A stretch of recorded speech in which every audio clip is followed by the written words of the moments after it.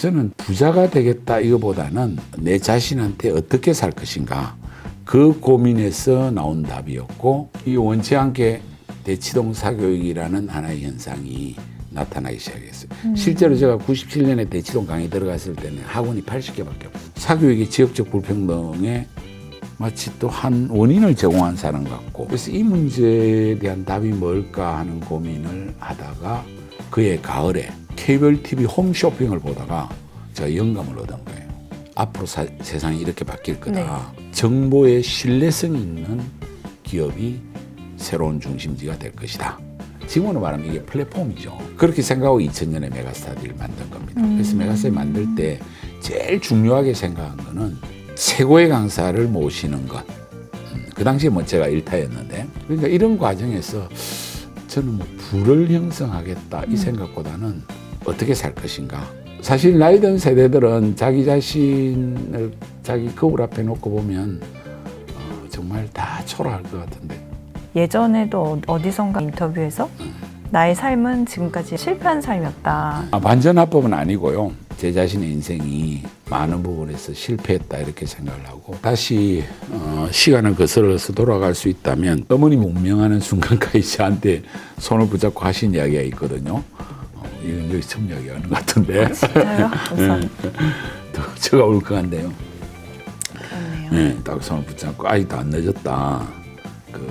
네가 해라, 되라 하고 이제 뭐 얼마 안 있다가 돌아가셨는데, 강사가 어쩌다 됐다가 이제 회사까지 만드는 상황이고 지금까지 왔는데 어머님은 돌아가신 날까지 이야기를 하시는 거예요. 그런 게 있다 보니까 저는 저 자신의 삶을 이야기할 때 소위 말하는 통상적인 뭐 부자가 되거나 성공이나 여기에 대해서 가치의 관점에서 그렇게 높게 평가하지 않는 태생적인 게 있어요. 그래도 이제 기업도 사회에서 중요한 어떤 하나의 축이잖아요. 기업이 무너지면 우리가 살 수가 없잖아요. 최소한 한 5조, 10조 정도까지 가는 기업이 돼야 기업으로서의 틀을 갖출 수 있다. 부족함을 또 많이 느껴가지고. 기업은 결국에는 인재를 모아서 그 인재들의 힘을 모아가는 집단이라고 생각을 하면 상당히 어려운 일입니다. 네. 최근에 뉴진스 하이브하고 미니진 사태를 보면 저희도 뭐 그 정도까지는 아니지만은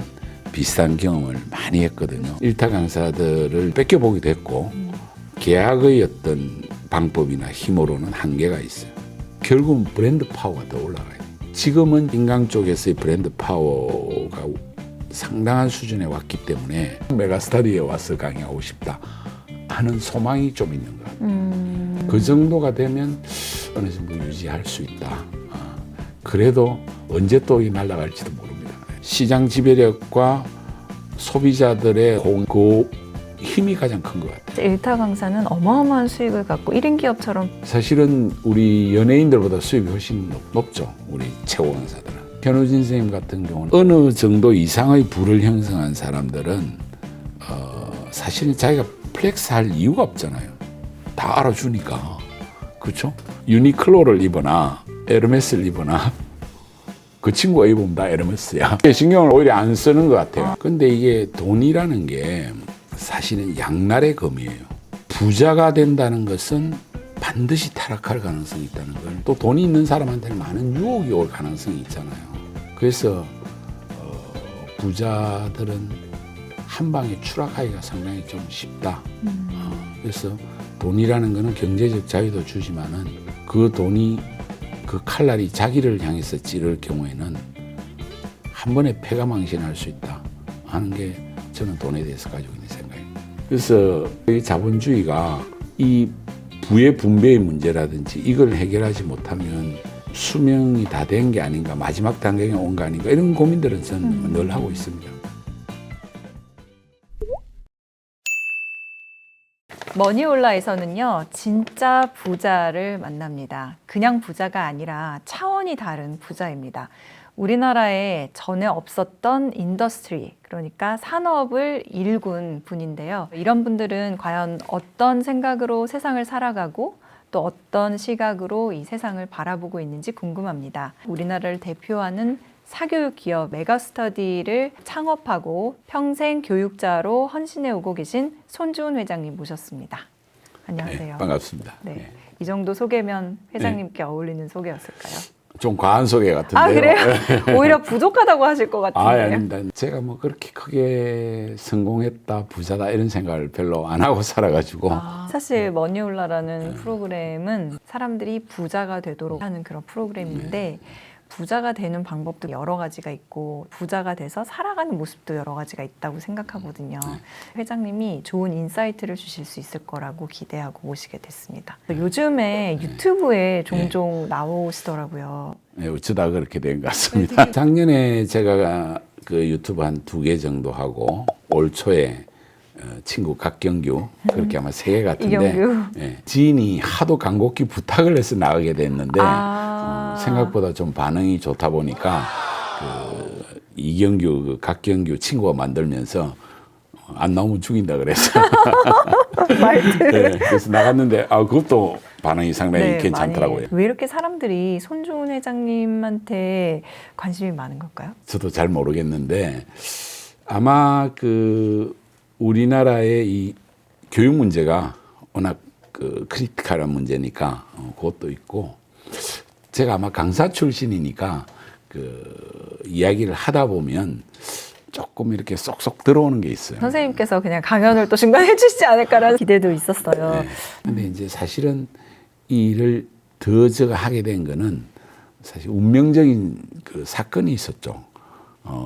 91년에 큰 사고가 나가지고 저희 첫째하고 둘째가 그 다음에까지 해서 둘 다 사고로 죽었어요. 92년 6월 11일 날 새벽 4시 반에 둘째 보내고 나서 난 더 이상 망할 게 없구나. 망해도 완전히 망했구나. 이런 생각을 하고 아침 11시에 공원 묘지에 묵고 와서 오후 3시쯤에 한숨 자고 딱 일어나니까 강의해야 되겠다는 생각밖에 안 나더라고요. 그래서 저는 어떤 면에서 운명적으로 강사가 됐는데 이제 그 고통을 잊기 위해서 강의를 하면서 저한테 계속 윤리적 고민이 하나 있었어요. 사교육에 종사한다는 것 자체가 개인 윤리적으로는 상당히 선인데 학생한테 제가 최선의 노력을 하고 저기서는 충분한 대가를 주니까 이 개인적으로는 선이지만은 이거 자체가 사회 구조적으로는 밑에 있는 애를 위로 올리면 누군가는 떨어지잖아요. 그렇죠. 구조적 불평등을 심화시키는 문제가 있으니까 이거는 사회적 악이다. 그 문제가 저한테는 상당히 큰 문제였어요. 그런데 지금 당장 살아남고 봐야 되니까 일주일에 60시간씩 수업하면서 그러다가 이제 계속 이렇게 살아야 될까 하는 고민을 많이 하고 97년 1월 1일 날 아침에 제가 결단을 한 겁니다. 이천구상이라는데 제가 이천에 가서 했거든요. 왜 이천에 갔냐면 거기에 온천도 하나 있기도 하지만은 2000년 이후에 어떻게 살 것인가. 신화창조의 원년. 그래서 이때까지 인생이 좀 제자리 잡질 못했고 뿌리 없이 떠다녔는데 좀 뿌리를 내리자, 착근하자 이런 생각으로 97년 1월 1일부터 다시 인생 리셋해서 이제 1살로 시작하는데 제가 나이가 지금 27, 8밖에 안 됩니다. 그러세요? 많이 어리시네요. 근데 하는 김에 다시 한번 신화창조를 하자. 이 생각으로 그때까지 하던 그 부잣집 애들 가르치는 것을 완전 대중 강의로 전환을 했죠. 97년에. 근데 그게 상상치도 않게 손사탐이라는 완전 대박이 터져버린 거예요. 그러니까 저는 부자가 되겠다 이거보다는 내 자신한테 어떻게 살 것인가 그 고민에서 나온 답이었고 그렇게 해서 대중 강의를 하는데도 또 문제가 있는 거예요. 대치동 사교육 현상 98년 여름에 어떤 학부형이 케이크를 하나 들고 오셨어. 진짜 감사할 일이 생겼대. 그 뭡니까 하니까 자기가 은평구에서 애를 실어 나르다가 멀잖아요. 대치동까지. 그래서 무리해가지고 엄마 아파트를 은행 대출 끼고 샀는데 5개월 만에 3억이 올랐다는 거예요. 그래서 축하합니다 했는데 뭔가 한 대 맞은 것 같아. 그래서 집에 가면서 생각해 보니까 3억 번데 케이크 하나 사주냐 뭐 이런 생각이 들고 그런데 이 원치 않게 대치동 사교육이라는 하나의 현상이 나타나기 시작했어요. 실제로 제가 97년에 대치동 강의 들어갔을 때는 학원이 80개밖에 없었어요. 아, 지금은 뭐 셀 수도 2,000개가 없죠. 넘어간다 네. 이런 이야기가 있는데 네. 그래서 사교육의 지역적 불평등에 마치 또 한 원인을 제공한 사람 같고 그래서 이 문제에 대한 답이 뭘까 하는 고민을 하다가 그해 가을에 케이블 TV 홈쇼핑을 보다가 제가 영감을 얻은 거예요. 이거 백화점이 집으로 오네? 그렇다면 학원도 집으로 올 수 있고 학교도 집으로 올 수 있겠구나. 이러닝에 대한 어떤 생각을 하고 정보화 시대는 앞으로 세상이 이렇게 바뀔 거다. 네. 정보의 신뢰성이 있는 기업이 새로운 중심지가 될 것이다. 지금으로 말하면 이게 플랫폼이죠. 정보의 신뢰성이 제일 중요하겠다. 이 생각을 하고 이제 99년에 유니텔에서 PC통신이잖아요. 제가 음성으로 이렇게 강의 전송하는 방식을 해봤는데 그것도 한 10,000명까지 들어오더라고요. 아, 이거 충분히 될 수 있다. 그렇게 생각하고 2000년에 메가스터디를 만든 겁니다. 그래서 메가스터디 만들 때 제일 중요하게 생각한 거는 최고의 강사를 모시는 것. 그 당시에 뭐 제가 일타였는데 좋은 강사들 모시는 거 하고 그다음에 기업 경영의 투명성, 신뢰성 이런 것들이 형성돼 가지고 이제 현재까지 왔다고 보는데 그러니까 이런 과정에서 저는 뭐 부를 형성하겠다 이 생각보다는 어떻게 살 것인가 그리고 내가 생각하는 어떤 그 이상적인 어떤 그 뭐 기업의 상이라든지 또 우리 사회가 미래에 어떻게 갈 것이라든지 거기에 좀 집중한 것밖에 없는데 그러고 보니까 어느 상당히 저도 생각하지 못한 부자가 돼 있는 건 사실인 것 같아요. 그럼 지금 생각하시면 생각지 못했던 이런 게 이뤄진 거가 뭐 크게 나쁘지 않게는 살았다. 나쁜 놈은 아니었던 것 같다 이 생각은 해요. 근데 좋은 놈 못 됩니다 사실. 왜 그렇게 말씀하시는 거예요? 나이가 들수록 부끄러움이 점점 커지는 것 같은데. 그건 시인 서정주도 그런 이야기를 했어요. 사실 나이 든 세대들은 자기 자신을 자기 거울 앞에 놓고 보면 정말 다 초라할 것 같은데. 예전에도 어디선가 인터뷰에서 나의 삶은 지금까지 실패한 삶이었다. 완전합법은 아니고요. 엄격한 청교도 신앙 속에서 좀 성장했기 때문이고 그 어릴 때 가지고 있었던 그 순수한 그 신앙에 비하면 제가 정말 많이 부족하고 뭐 너무너무 멀리 가 있어가지고 제 자신의 인생이 많은 부분에서 실패했다 이렇게 생각을 하고 근데 대부분의 사람들이 자기 자신을 되돌아보면 그렇게 후회를 좀 많이 할 것 같은데요. 그러면 지금 자녀 세대한테는 어떤 얘기를 제일 많이 해주세요? 우선 제가 다시 시간을 거슬러서 돌아갈 수 있다면 어머님이 돌아가신 지가 이제 한 3년 좀 더 지났는데 운명하는 순간까지 저한테 손을 붙잡고 하신 이야기가 있거든요. 이건 여기 처음 이야기하는 것 같은데. 진짜요? 감사합니다. 정말 어머니가 저렇게까지 저한테 그 소망이 강했냐 이런 생각을 또 오늘이 어버이날이니까 더 제가 울컥한데요. 그렇네요. 네, 딱 손을 붙잡고 아직도 안 늦었다. 네가 목사해라. 목사 되라. 좀 그때 나이가 60이 이미 넘었잖아요. 올해 64시니까. 그래서 어머니는 지금 내가 어떻게 그걸 가능한 일입니까? 지금 여동생 둘이 목사거든요. 이 목사 둘이 있는데 왜 그러시냐 그러니까 쉴 데 없다. 경상도 사투리로 네가 해라 이러더라고. 그래서 아이고 하여튼 알겠습니다 하고 이제 뭐 얼마 안 있다가 돌아가셨는데 뭐 그 삶을 살고 싶다는 건 아닙니다. 그 자격이 안 되고 이제 이 이야기를 제가 하는 이유는 제가 고등학교 2학년 겨울 방학 때 어쩌면 저 자신을 처음으로 제대로 찾았다고 할 수 있는데 그때 이제 이게 좀 엉뚱한 이야기인데 고등학교 2학년 때 풋내기 사랑을 하면서 좀 재밌는 일이 있었거든요. 어떤 여학생한테 장문의 편지를 썼는데 10월 달에 처음으로 만났어요. 단팥빵 하나 놓고 2시간 한 반쯤 있었는데 그때 아마 인생이 가장 감격스러운 순간이었어. 그때 내 존재가 두 개로 갈등하는 거잖아. 학생으로서 나는 공부한다. 고로 나는 존재한다. 네. 하나하고 갑자기 나는 너를 좋아한다. 고로 나는 존재한다. 존재한다. 이 두 존재의 갈등을 공부하는 것이 너를 좋아하는 게 되게 하자. 그래서 그때 내린 결론이 하루에 모나미 볼펜 153 무조건 한자로 쓴다. 공부하느라고. 그걸 내가 60일 동안 해가지고 60일 딱 지나면 크리스마스 이브 때니까 그때 만나기로 했거든요. 네네. 저 엄청 감동할 줄 알았는데 그로 10분 만에 헤어졌어. 마음의 상처를 엄청 받아가지고 공부 안 되니까 교회에 사는 심령 대부흥회를 따라다니는 거예요. 3박 4일을 그냥 거기서 생활하는 거예요.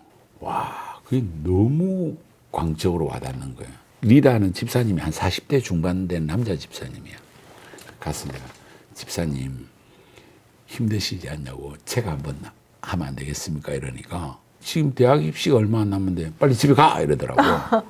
근데 계속 따라다니니까 하루는 이분이 저를 보고 야, 니 이거 하고 싶다 그랬지. 내가 오늘 좀 바쁜 일이 있는데 오후 4시 찬양을 네가 해라. 이렇게. 그래가지고 이제 저 앞에서 했죠. 그날 이후로 그 집사님이 은퇴를 당했어요. 저 때문에. 너무 잘하셔가지고요. 그러니까 강사들이 이런 끼가 있거든요. 나는 어릴 때는 그런 게 있는 줄 전혀 몰랐어. 그러고 나서부터는 막 진해, 창원 이런 데서 부흥회하는데 나를 초청하는 거야. 네. 걔 오면 분위기 떤다고. 그래가지고 2월 말까지 부흥회만 다녔어. 가서 맨날 기도하고 성경 보고 이러면 어떻게 되겠어요? 뭔가 마음에 울림이 스스로도 있을 거 아니야. 처음으로 인생에서 이제 내 꿈을 갖게 된 거예요. 내가 목사가 돼야 되겠다. 아, 그때 꿈이 목사셨어요? 그걸 이제 아버지한테 이야기를 한 거예요. 아버지가 이렇게 하늘을 쳐다보면서 알겠는데 이 세상이 그런 게 아니다. 일단 꿈은 천천히 생각하고 공부 열심히 해서 서울대를 가는 게 더 중요하다. 근데 서울대 가셨어요? 아니 이게 삼수회가 간 하긴 거예요. 맞- 그런데 대학 와서 보니까 80년대는 전두환 독재와 함께 이 진짜 엄혹한 세상이잖아요. 내가 딱 현실을 보니까 그동안 내 발이 공중에 떠 있었던 것 같고 현실이 온통 가짜인 것 같아. 그러면서 하여튼 대학 생활을 되게 뒤죽박죽으로 보낸 거예요. 그러다가 이제 뭐 갑자기 뭐 86년에 결혼하고 그렇게 강사가 어쩌다 됐다가 이제 회사까지 만드는 상황이고 지금까지 왔는데 어머님은 돌아가신 날까지 꿈을 그걸 기억하고. 마지막으로 이야기를 하시는 거예요. 이제 그런 게 있다 보니까 저는 저 자신의 삶을 이야기할 때, 이 소위 말하는 그 통상적인 뭐 부자가 되거나 성공이나 여기에 대해서 가치의 관점에서 그렇게 높게 평가하지 않는 태생적인 게 있어요. 기업을 하다 보면 상당히 힘들 때도 있고 또 사실은 제가 대학 다닐 때 비판 철학을 공부를 했거든요. 이게 자본주의 문명 비판이잖아요. 그럼 자본주의라는 게 본질적으로는 인간의 얼굴을 상실한 측면이 너무 많잖아요. 약간 반자본주의적인 색깔에 있는 사람이 기업가가 돼 있으니까 저 스스로도 어떤 내가 가지고 딜레마. 있는 생각, 가치, 또 어릴 때부터 가지고 있던 신앙 이런 것들 되돌아보니까 이제 내 인생이 실패한 거 아닌가 그런 생각을 합니다만은 그래도 이제 기업도 사회에서 중요한 어떤 하나의 축이잖아요. 지금 우리가 살고 있는데 이 기업이 무너지면 우리가 살 수가 없잖아요. 그래서 우리 기업이 중견기업을 넘어서서 정말 좋은 기업이 되어야 된다는 생각을 가지고 있고 그 꿈을 이제 포기는 안 했고 지금 우리 기업에 있는 그 젊은 인재들이나 다음 세대를 통해서 그걸 넘어섰으면 하는 그런 기대는 가지고 있습니다. 제가 2000년에 직원 한 3명으로 매출이 한 5억 8천 이렇게 시작했던 게 이제 20년 조금 더 지나서 지금은 저희가 직원이 한 2,700명 정도 되고 뭐 강사까지 하면 한 4,500명 정도 되거든요. 이제 작년에 처음으로 1조를 넘겼는데 기업을 해보니까 이게 최소한 한 5조, 10조 정도까지 가는 기업이 돼야 기업으로서의 틀을 갖출 수 있다 하는 데 대한 제 부족함을 또 많이 느껴가지고 그래서 뭐 종합적으로 좀 실패한 거 아닌가 뭐 이런 생각을 하는 겁니다. 메가스터디라는 기업을 말씀하시니까 기업은 결국에는 인재를 모아서 그 인재들의 힘을 모아가는 집단이라고 생각을 하면 메가스터디에는 우리나라 최고의 강사진을 계속 유지하고 계시잖아요. 사실 그것도 많은 사람들은 굉장히 궁금해하는 거예요. 네, 그 상당히 어려운 일입니다. 네. 최근에 그 유진스 하이브하고 우리 민희진 씨 그런 사태를 보면 저희도 뭐 그 정도까지는 아니지만은 비슷한 경험을 많이 했거든요. 그러셨을 것 같아요. 그래서 일타 강사들을 유지한다는 게 저희도 뺏겨보기도 했고 계약의 어떤 방법이나 힘으로는 한계가 있어요. 결국은 브랜드 파워가 더 올라가야 돼요. 지금은 저희가 적어도 인터넷 강의 쪽에서 인강 쪽에서의 브랜드 파워가 상당한 수준에 왔기 때문에 이제 인터넷 인강 강사를 하고 싶은 그 대부분의 강사들 또 이쪽으로 들어오고 싶은 젊은 친구들이 최종 메가스터디에 와서 강의하고 싶다 하는 소망이 좀 있는 것 같아요. 그 정도가 되면 어느 정도 유지할 수 있다. 그래도 언제 또 날아갈지도 모릅니다. 특별한 비법은 없고요.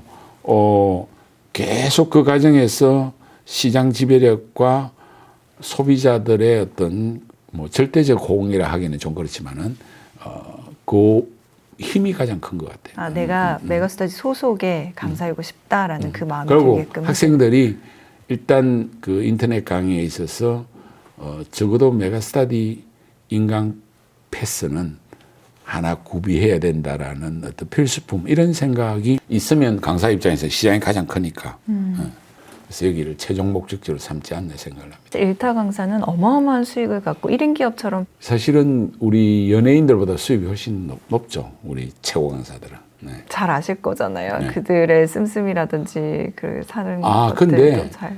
뭐 우리 현우진 선생님 같은 경우나 이렇게 보면 사실은 어느 정도 이상의 부를 형성한 사람들은 사실은 자기가 플렉스할 이유가 없잖아요. 다 알아주니까. 그렇죠? 그래서 애매한 정도 사람들이 더 과도한 소비를 하는 것 같고 상당히 큰 부자들은 그렇게 뭐 유니클로를 입거나 에르메스를 입거나 그 친구가 입으면 다 에르메스야. 그러니까 별로 신경을 안 쓰는 오히려. 그렇게 신경을 오히려 안 쓰는 것 같아요. 안 쓰는 것 같고 상당히 성실하고 어떤 절제된 삶을 저는 우리 현우진 선생님 같은 경우는 잘 살고 있는 걸로 알고 있어요. 회장님 포함해서 그러면 뭐에 신경을 쓰시는 거예요? 엄청난 경제적 자유를 이루면 그 다음에는 관심사가 어디로 가나요? 바람직한 경우. 근데 경제적 자유를 이룬 거는 맞죠. 그래서 그 돈으로부터 이제 구속을 받거나 그런 건 없고 자기가 갖고 싶은 거. 제가 좀 경제적 자유를 통해서 좀 부자가 되었다고 하면 부자가 되고 나서 좀 편한 게 뭐 쇼핑하는 게 이런 게 좀 편하고 또 뭐 이사 갈 때 좀 편한 것 같고 그런 거 빼고는 뭐 제가 이제 어디 기부를 요청할 때 그런 데서 조금 더 크게 부담 안 느끼고 할 수 있는 이런 장점은 있는데 그 외에는 별로 달라진 건 없는 것 같고요. 그런데 이게 돈이라는 게 사실은 양날의 검이에요. 네, 실제로 그렇게 느끼세요? 네, 아주 저는 많이 느낍니다. 그래서 제가 뭐 강연에서도 그런 이야기를 하는데 부자가 된다는 것은 반드시 타락할 가능성이 있다는 걸 진짜 우리가 명심하지 않으면 안 된다 그런 이야기를 하거든요. 돈이 있으니까 사실은 안 좋은 짓도 돈으로 쉽게 할 수 있는 가능성이 있고 또 돈이 있는 사람한테는 많은 유혹이 올 가능성이 있잖아요. 그래서 부자들은 한 방에 추락하기가 상당히 좀 쉽다. 그래서 돈이라는 거는 경제적 자유도 주지만은 그 돈이 그 칼날이 자기를 향해서 찌를 경우에는 한 번에 패가망신할 수 있다 하는 게 저는 돈에 대해서 가지고 있는 생각입니다. 그러니까 이제 부자라는 데 대해서 어릴 때부터 좋은 이미지를 저는 못 가졌던 거예요. 왜냐하면 성경에 보면 낙타. 부자가 하늘 날아가는 거는 낙타가 낙타가 바늘귀에 들어가는 것보다 이거 말도 야, 이거 뭐 그 부자는 죄인이에요 보면 그렇잖아요. 그래서 그 부라는 것 자체가 항상 그런 위험성이 있다. 경계해야 된다 이런 생각을 하고 본질적으로 이 자본주의가 이 부의 분배의 문제라든지 이걸 해결하지 못하면 결국은 어느 시점에서 이렇게 인간의 얼굴을 너무 많이 상실하고 계층 간의 갈등이나 환경적인 문제나 이런 많은 문제들 속에서 이게 수명이 다 된 게 아닌가 마지막 단계에 온 거 아닌가 이런 고민들은 저는 늘 하고 있습니다. 그럼 이렇게 여쭤보면요. 기업을 하시고 계시기 때문에 네. 조금 더 좋다? 근데 아마 기업하는 분들한테 물어보면 다 똑같은 답을 할 것 같은데 예, 내가 그 기업을 하려고 했던 그 순간으로 돌아가면 안 시작했을 거다. 안 했을 가능성이 저는 그냥 계속 강사하는 게 훨씬 나았을 것 같아요, 솔직히.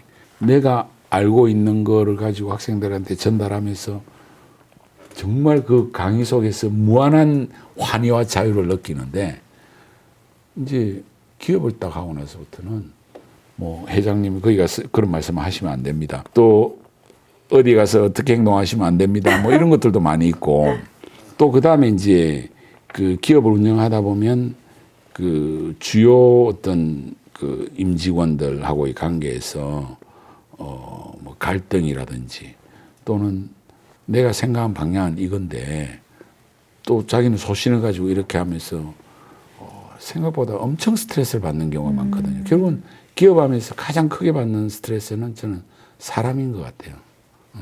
이 문제의 거의 업인 것 같아요. 근데 이제 저는 이런 거 어떻게 늘 겪고 왔냐면 네. 어릴 때 어머님이 이제 일찍부터 장사하고 사업을 하셨거든요. 그 DNA가 제가 좀 있는데 그래서 어머니가 매번 힘드시다 하고 뭐라고 하시냐면 장사하려고 주인이 되려고 하면 병든 주인은 장골 9목의 일을 해야 된다. 이 이야기를 어머니가 자주 하셨어요. 그러니까 아무리 내가 지금 몸이 힘들고 하더라도 아주 건장한 사람의 9인분 일을 할 자신이 있으면 장사를 하고 사업을 하고 그거 안 하면 때려치우라 뭐 이런 이야기를 하셨거든요. 그것도 속담에 그런 이야기가 있잖아요. 천석구는 천 가지 걱정, 만석구는 만 가지 걱정. 그 이야기는 맞는 것 같아요. 이게 너무 그 부자들을 옹호하는 말 같이 잘못 이해하시면 안 되고 그만큼 무게가 있고 힘들다는 건 네, 사실입니다. 그래서 기업을 하면서 성취의 기쁨이 그보다 좀 더 크니까 그래도 이겨내는 건데 이제 기업이 가다가 정체를 하고 힘들어지면 그 무게는 아마 성장하는 기업과 정체된 기업에서 무게의 차이는 뭐 수십 배 차이 날 것 같아요. 기업이 잘 안 되면서도 그걸 또 이겨나가는 그 많은 기업들이 있잖아요. 이분들이 정말 힘들겠다. 메가스터디라는 기업은 앞으로 어떤 전략으로 나아가려고 생각을 하고 계시고 또 손주은 회장님은 개인으로서는 어떤 방향성을 가지고 계신지 비전 여쭤보고 싶어요. 그래서 이제 그 문제는 정말 거의 매일 고민하는 문제이기도 한데 메가스터디가 중견 기업은 맞거든요. 이제 인원이나 여러 분류상 대기업으로 돼 있지만은 흔히 말하는 우리나라 아주 잘 나가는 대기업 반열에는 못 들어가잖아요. 중견기업이고 그럼 중견기업에 맞는 수준의 또 인력들로 좀 배치되어 있고 물론 뛰어난 인재도 많이 있습니다만은 그래서 이제 지금 인공지능 교육이라든지 뭐 이 스마트 교육에 대한 AI 교육에 대한 이야기가 엄청 많은데 그걸 우리가 잘 하는 데는 상당한 한계가 있다고 저는 인정을 하는 겁니다. 그리고 특히 AI 쪽으로 들어가면 어마어마한 자본이 들어가야 되잖아요. 네. 그러니까 우리 기업이 현재 잘할 수 있는데 최선을 다하고 무리하게 AI 교육이라든지 에듀테크 쪽에 큰 도전을 하는 거는 우리의 역량을 좀 넘어서 있지 않느냐 하는 그 현실적인 고민을 하면서 그래도 이제 제가 어떤 바람을 늘 가지고 있느냐 하면 근데 이제 젊은 AI 교육이나 에듀테크 기업들이 우리나라도 꽤 나타나고 있고 또 세계적으로도 뭐 그 부상되는 기업들도 있고 이런 과정을 놓고 봤을 때 메가스터디는 인강이라는 새로운 어떤 장을 열었거든요. 네. 교육에 있어서는 나름대로 하나의 큰 혁신이었는데 이게 글로벌하게 가는 데는 우리의 내적 역량의 한계가 있다. 그렇다면 근데 한국의 교육열은 또 세계에서 최고고 그렇죠. 이걸 바탕으로 해서 K-에듀로 성장할 수 있는 가능성은 우리가 잠재력을 많이 가지고 있는 나라란 말입니다. 메가스터디 이런 역할을 해야 되는데 여기는 엄청난 자본, 아주 우수한 인재, 창의적인 능력 이런 데 있어서의 우리의 한계를 어느 정도는 저는 뭐 인정하는 편입니다. 바로 우리가 그걸 이뤄낼 수는 네. 없다. 그렇다면 이제는 그러나 미래 교육 시장에서 우리 한국 교육이 K-에듀가 중심에 섰으면 하는 바람은 있고 그래서 그런 그 뛰어난 인재들 또 세계적인 자본 이렇게 결합해서 메가스터디가 갈 수 있다면 얼마든지 저는 이제 문을 열어놓고 K-에듀가 글로벌한 어떤 시장에서의 엄청난 위상이 되게 하는데 마중물 역할 정도는 내가 하고 싶다라는 바람을 가지고 있고 그 모든 것을 이루겠다는 그 소망은 현실적이지 않다. 현실이 않고 내 능력에서 좀 약간 벗어나 있거나 내가 부족하다 이런 생각을 많이 하면서 그래서 이제 젊은 친구들하고 그런 기회가 있으면 제가 늘 그 격려를 하죠. 너희들이 이거를 K-에듀를 세계화 시켜야 된다. 그래서 세계적인 자본도 너희들이 데려오고 이렇게 하는데 메가스터디가 인강의 어떤 세상을 여는 거에 대한 거는 세계적으로 알고 있으니까 우리 기업을 어떻게 활용해도 좋다. 그렇게 하면서 젊은 친구들하고 다양한 논의도 하고 제안도 하고 그래서 중견기업에서 더 좋은 기업으로 가는 하나의 방법으로 이제 뭐 저는 그런 생각을 하고 있고 또 내부에서는 또 혁신을 통해서 우리 자체로 갈 수 있는 어떤 동력을 만들기 위해서 노력하는 뛰어난 인재들이 많이 있습니다. 그래서 뭐 저는 큰 그림이 그런 거고 우리 현재 기업 자체는 현재 비즈니스에서 지속적인 성장을 추구하고 있다. 근데 이제 제가 내부에서 이제 새로운 이제 아젠다로 던지는 게 그러면 지금 우리가 디지털 트랜스포메이션이라는 이 거대한 변화 그리고 엄청난 기술과 자본을 요구하는 이 상황에서 현실적으로 좀 생각했을 때 우리 기업이 갈 수 있는 게 대기업의 영역에서 하기 어려운 부분도 고민해 봐야 된다. 그리고 이제 그래도 20년 하면서 나름대로 우리가 자산의 축적은 좀 됐으니까 그래서 이제 제가 젊을 때부터 되게 좋아했던 게 스포츠예요. 그래서 레저 스포츠 쪽에 산업에 좀 요즘 관심을 제가 개인적으로 좀 더 가지고 있고 내가 또 좋아하는 일이기도 하고 그래서 이제 그쪽 영역을 처음에는 반대를 많이 했었는데 실제로 우리가 지만 2개 정도 했거든요. 만들어가면서 보니까 실적도 꽤 괜찮고 하고 있는 사업이 우리가 하고 있는 기술학원 비즈니스하고 상당히 유사점도 많이 있어요. 그래서 그런 레저 스포츠 쪽에서 사업을 우리가 조금씩 확장해가면 우리 비즈니스와의 큰 차이가 없고 유사점도 많이 있고 또 우리가 거기에 익숙한 인력들도 많이 있고 해서 나름 잘할 수 있지 않을까 이런 생각을 가지고 이제 또 제가 스포츠를 좋아해서 스포츠 관련 쪽의 사업을 좀 더 하고 싶은 생각은 있는데 교육이라는 거가 사회적으로는 불평등을 조장하는 측면이 있다 말씀을 하셨지만 그렇게 회장님의 특별한 철학까지 아울러져서 굉장히 가치가 있어 보이는데 지금 말씀하신 스포츠는 그 관점으로 보면 레지 스포츠는 저는 어떻게 생각하느냐면 우리가 1인당 GDP가 한 $5,000 이하였을 때는 많은 사람들이 성장, 발전, 도전 이런데 지금 우리 1인당 GDP가 3만 불이 넘었잖아요. 5만 불 이렇게 갈 때는 또 삶의 방식이 열심히 사는 것도 중요하지만은 또 자기의 삶의 어떤 그 안정이라든지 휴식이라든지 즐거움이라든지 이 부분의 그 영역이 이제는 한국 사회는 어느 정도는 보편화되어 있다. 이 영역에 있어서 좀 더 건전한 기업들이 앞으로 훨씬 더 많이 나올 거라고 보고 또 인구 구조상 고령화가 급속히 진행되는 과정에서 경제적인 능력을 50대 이상이 주로 가지고 있잖아요. 그리고 액티브 실버 세대가 이제 소비의 중심에 점점 더 서는 그런 관점에서 보면 그들의 삶의 안정과 기쁨을 줄 수 있는 영역의 비즈니스는 확장될 거라고 보고 오히려 한 70대 한 중반 이후에 이제 남은 여생의 요양이라든지 이런 부분에 처음에는 제가 그런 데 좀 관심이 있었거든요. 시니어 중에서도 그분들은 네. 왜냐하면 일본의 교육기업들이 맞아요. 개호라는 이름으로 그 사업을 많이 하고 있어요.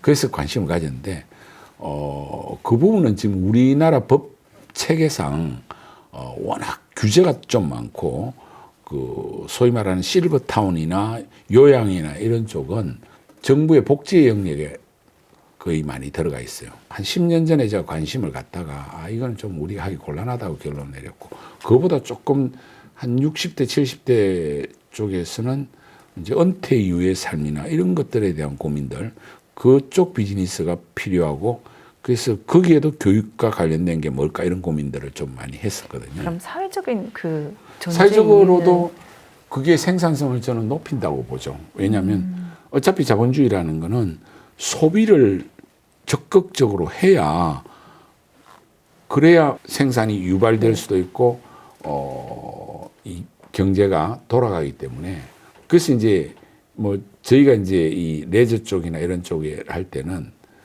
저는 그런 이야기를 해요. 우리가 최고급 1등은 절대로 지향하지 않겠다. 대중적인 거. 누구나 좀 편하게 할 수 있는 조금 저렴한 비용으로 이용할 수 있는 그런 방향의 방향성을 찾겠다 이런 생각은 가지고 있어요. 열심히 공부했으니까 이제 좀 놀는 뭐 놀아라 것도 그런 건 아니고 그러니까 그래서 저는 뭐 이 비즈니스를 지금 확장하고 있는 과정에서는 되게 즐거움을 많이 느껴요. 네. 요즘 같으면 의대 가려고 하면 교복 입고 자야 돼. 이제 그런 이야기를 하면 학부모들이 이제 거의 아멘 소리 나오는 거죠. 공부라는 게 단순히 점수만 만드는 영역은 우리가 해체해야 돼. 그러나 그런 어떤 열정, 뭔가 열망, 이거는 엄청난 어떤 폭발력을 가져올 수 있어요. 어떻게 초등학교 3학년 애가 의대 가기는 이미 늦었다고 이야기하느냐. 그래서 정말 그 사교육에 종사하는 분들도 그런 면에서는 정말 반성을 해야 되고 또 어머니가 더 먼저 반성하고 저는 애들을 어디서 교육을 시켜야 되냐면 부모님의 마음의 한가운데서 교육을 시켜야 된다고 생각해요. 자녀를 가지고 걱정을 안 하는 데서부터 출발해야 이게 진짜 교육이 된다고 저는 믿습니다. 의대 열풍 네. 이야기 아마 하시는 것 같은데 잘못된 몰톡이죠. 이렇게 된 이유는 제가 분석했을 때는